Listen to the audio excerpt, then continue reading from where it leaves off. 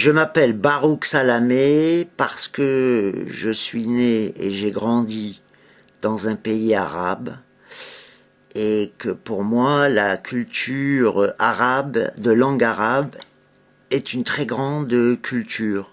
Barouk, c'est un prénom juif et arabe, c'était le prénom de Spinoza. Et Salamé, ça veut dire la concorde ou la paix en arabe. Et c'est le nom de grandes familles chrétiennes, arabes, syriennes ou irakiennes ou libanaises.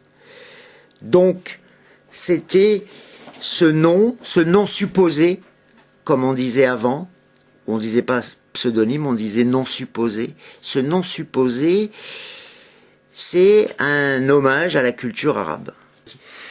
C'est bien de comparer Arabian Thriller avec Arabian Night parce que c'est tout à fait le sens de ce titre. Le titre, il est fait pour renvoyer aux Mille et une nuits et à cette grande traduction célèbre en anglais des Mille et une nuits qui a enchanté tout le 19e. Et effectivement, je voudrais qu'on sente dans ce roman un aspect conteur. Un aspect thriller, certes, avec le roman d'espionnage, bien sûr, roman d'aventure aussi, mais un aspect conteur qui est très important. Arabian Thriller, c'est la suite des aventures du commissaire Sarfati.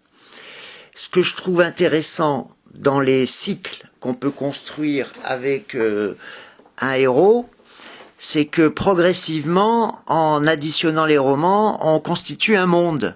C'est-à-dire que on peut parler de son enfance, on peut parler de son mariage, s'il en a eu un, on peut aller dans toutes les directions. Donc l'histoire, c'est un projet d'attentat contre la Mecque, donc contre le cœur de l'islam. C'est la réponse en quelque sorte aux attentats de 2001 du 11 septembre aux États-Unis, mais aussi derrière il y a une vaste entreprise de déstabilisation de l'Arabie Saoudite et de partage de l'Arabie Saoudite. Et à toutes les époques, attaquer la Mecque, c'est une façon de défaire l'Arabie Saoudite, puisque les deux villes saintes sont en quelque sorte la raison d'être de la famille Saoud qui s'est approprié l'Arabie Saoudite. La Kaaba, c'est cet édifice cubique qu'on voit souvent cubique, noir, qui est entouré d'un voile de brocart noir.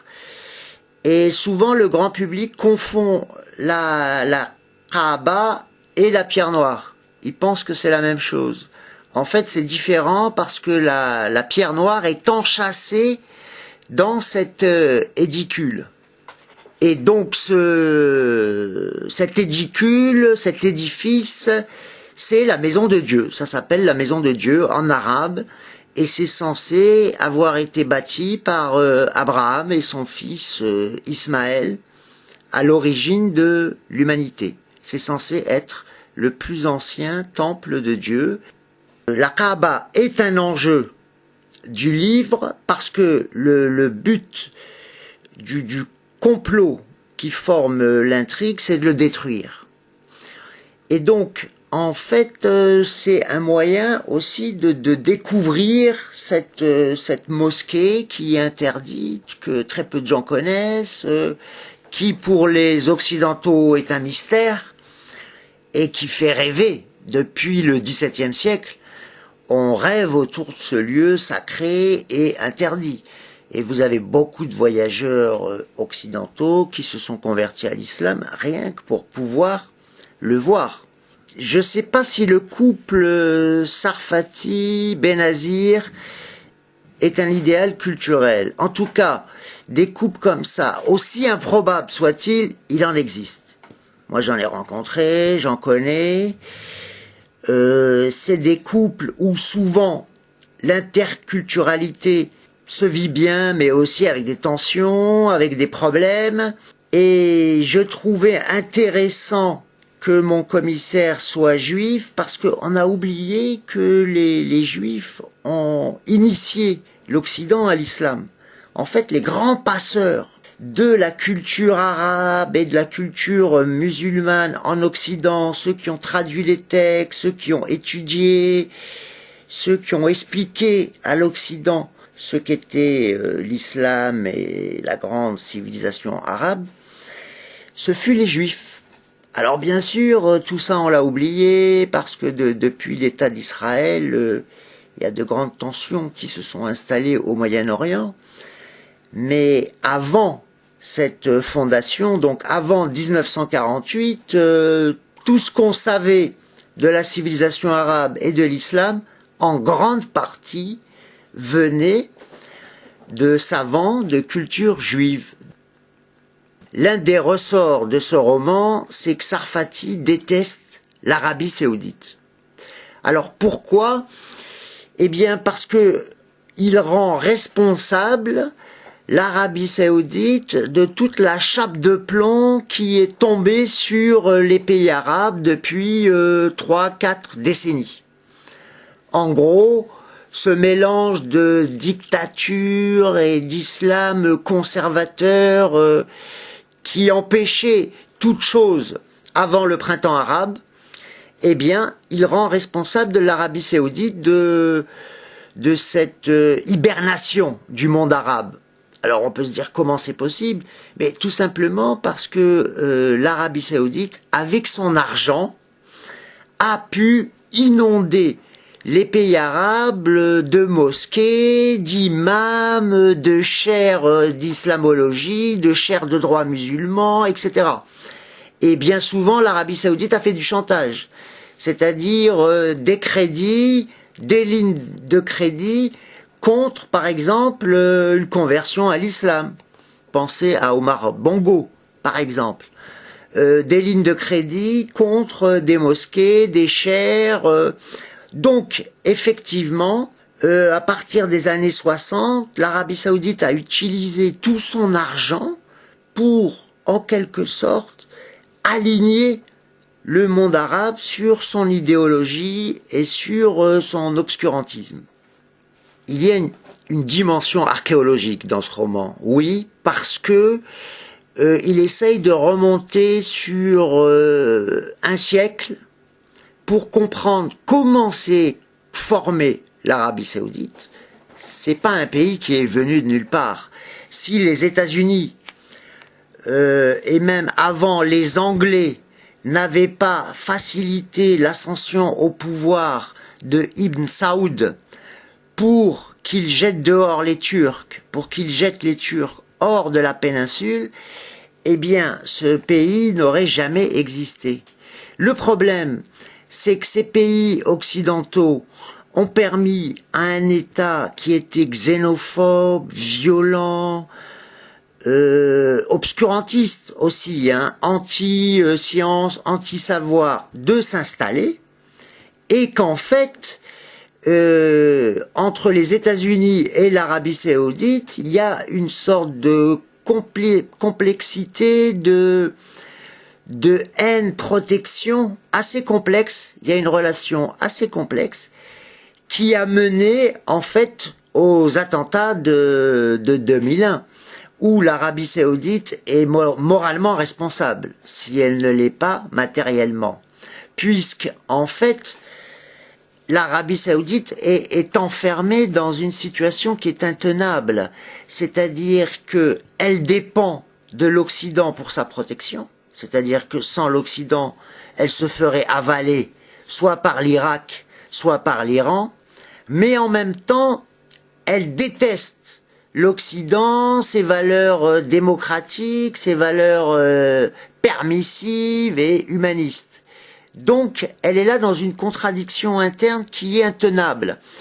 Et ce roman, à travers une intrigue policière, d'aventure, essaye effectivement de retracer l'archéologie, de faire l'archéologie de cette contradiction.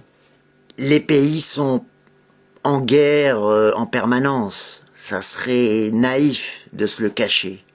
En fait, entre la paix, l'économie, les échanges marchands, la guerre, il y a des relations très complexes et qui peuvent se détourner, être à contre-emploi des alliances naturelles, qu'elles soient facilitées par la géographie ou par l'histoire. C'est pour ça que là, je montre par exemple comment l'Iran peut avoir intérêt à s'associer avec les États-Unis pour faire tomber l'Arabie Saoudite. Une alliance comme ça pourrait paraître incroyable. N'empêche que c'est quelque chose qui pourrait très bien se passer. Ça serait une alliance ponctuelle juste pour défaire un pays. Donc je pense qu'effectivement l'histoire c'est le bruit et la fureur. L'islam est beaucoup plus proche de l'Occident qu'on ne pourrait le penser.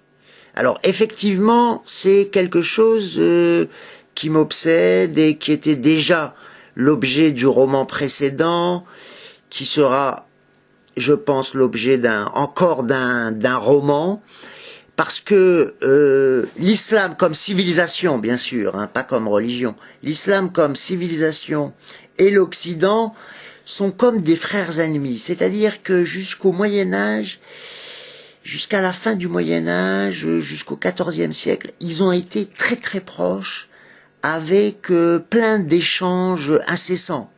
Il faut savoir que aujourd'hui les spécialistes s'accordent pour dire que sans la philosophie arabe, de langue arabe, la philosophie occidentale n'aurait pas pu naître et se développer. Il y a là quelque chose de très important. La rationalité, à un moment donné, est passée par la culture arabo-musulmane. Et puis après, les chemins se sont séparés et chacun a suivi sa route. Et moi, ce qui m'intéresse, c'est effectivement de montrer comment ces chemins ont été proches, comment ces civilisations ont été proches avant de s'éloigner l'une de l'autre complètement. Dans mon roman, il y a beaucoup de digressions. Et on peut y percevoir une dimension didactique, effectivement. En réalité, le but, l'enjeu pour moi, c'est d'arriver à un roman total. Mon idéal esthétique, c'est celui des romantiques allemands. C'est-à-dire, dans le roman, on met tout. Les émotions, les personnages, les actions, les idées. Et on doit pouvoir traiter une idée ou une philosophie comme un paysage. Alors, c'est pas un projet facile. Les romantiques allemands n'y sont pas arrivés, mais en France, on a, je trouve, un bel exemple, c'est Victor Hugo. Si vous prenez par exemple un roman comme L'homme qui rit, qui pour moi reste un chef-d'œuvre absolu, voilà un roman qui brasse tout. L'histoire, la monarchie, les différents pays. Et alors bien sûr aujourd'hui c'est difficile de se réclamer de Victor Hugo parce qu'on a une image scolaire, républicaine, Troisième République de Victor Hugo.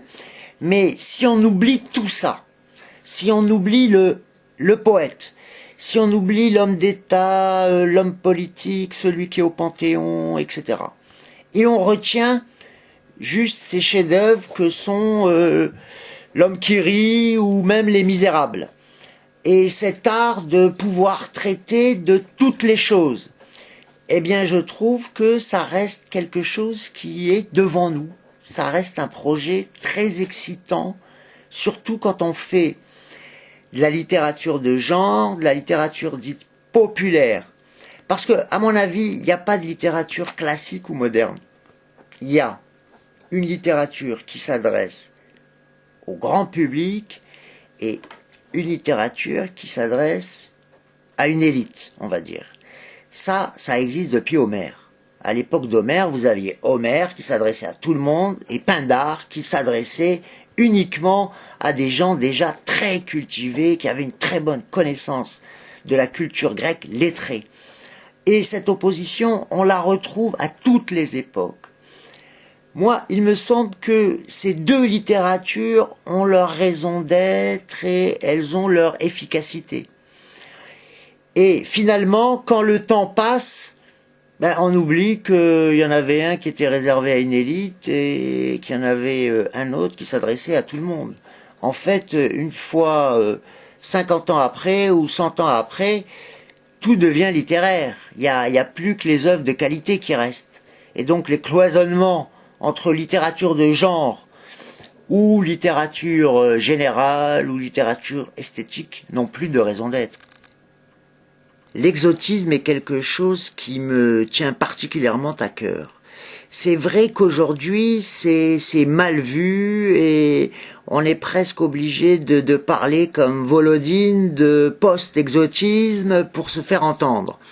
Parce que sinon, on associe tout de suite à l'exotisme le pittoresque, le faux, le chiqué, le folklore.